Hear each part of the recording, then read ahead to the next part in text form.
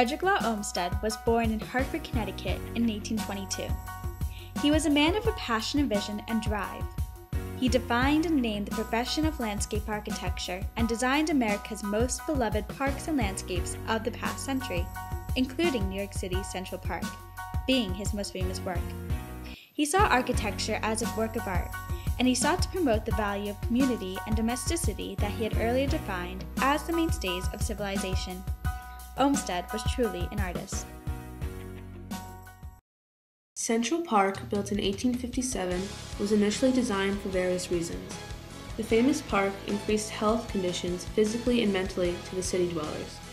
Tuberculosis was one amongst other diseases widely known due to factory fumes. Lung cancer was another, due to the fact people smoked profusely in their homes. The park provided fresh air and was a place to get people up and out of their homes to prevent further spread of disease. The park was instituted for recreational and educational purposes. Statues and plaques were included to provide the history of our country.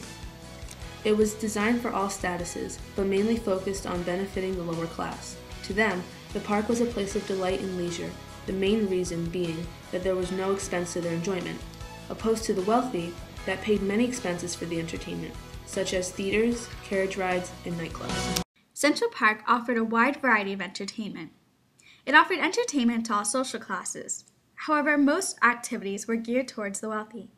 For instance, carriage rides and open-air theaters. Yet, walking paths, field houses, and playing fields were common among middle and lower classes. August Heckscher, a philanthropist, expanded upon the park in 1926. He developed the first fully equipped playground. The playground was 4.5 acres, including swings, merry-go-rounds, spiral slides, jungle gyms, a field house, and a wading pool just south of Empire Rock. In 1929, a casino, or a nightclub, developed. This defeated the whole purpose of the park, which was initially to keep people away from saloons where alcohol was sold. Central Park became to be an oasis for all people. Once the Great Depression evolved in 1929, all people's lives were affected, especially in New York. Central Park became a place to turn to for serenity and to commune with nature. It was a getaway from reality. The reason for this was because the city had a chaotic atmosphere due to the stress of the stock market, the increase of population, and even prior to the crash, there was a major competition between most large businesses. Towards the 1920s, the park started to become less elite and more open to the public. The reason why the park was becoming less elite was due to the proliferation of the Big Apple, especially in the 1920s when immigration was increasing and more people were populating the city.